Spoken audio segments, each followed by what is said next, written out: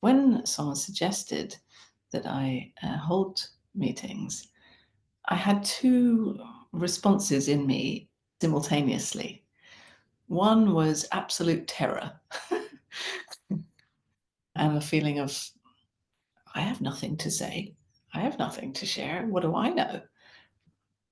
And then the other reaction or response that happened simultaneously was, yes, absolutely. This is what I was born for. And so it was very interesting to move from then with those two responses. But because the first response of assuming that I have nothing to share and nothing to say was my old pattern, I always fell into insecurity and shyness. I always was very shy and identified with being a shy person. And yet there was this, yes, absolutely. And from there, it was so clear and so strong that I had to just follow that. And so in my first meeting, I was absolutely committed to that, to not speaking from that other part of me, the thinking or the insecurity.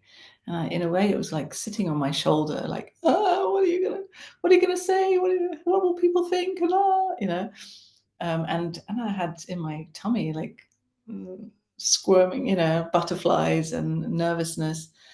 But at the same time, this was absolutely calm, absolutely at peace.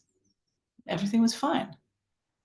And so I just trusted that. And I was absolutely committed to not doing anything but that. So I didn't speak for a long, long time in that first meeting because I was just literally going to wait to see if speaking would come from that rather than filling the gap with any nervous chatter because obviously people were waiting for me to speak.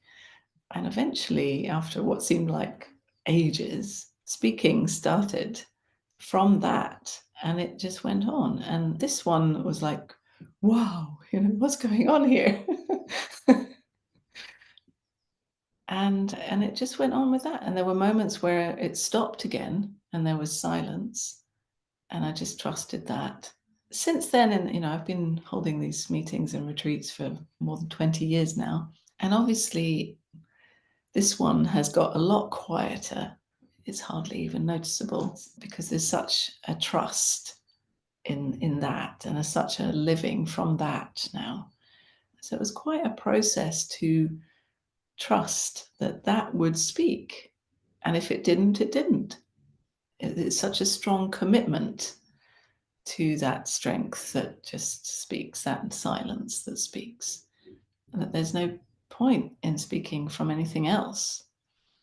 And then actually, the holding meetings and retreats has become a big part of my own personal journey, seeing and trusting that actually, not only when I'm sitting at the front of the room holding a meeting or on Zoom or whatever, but in the rest of my life, I can trust that and live from that in all my interactions with people.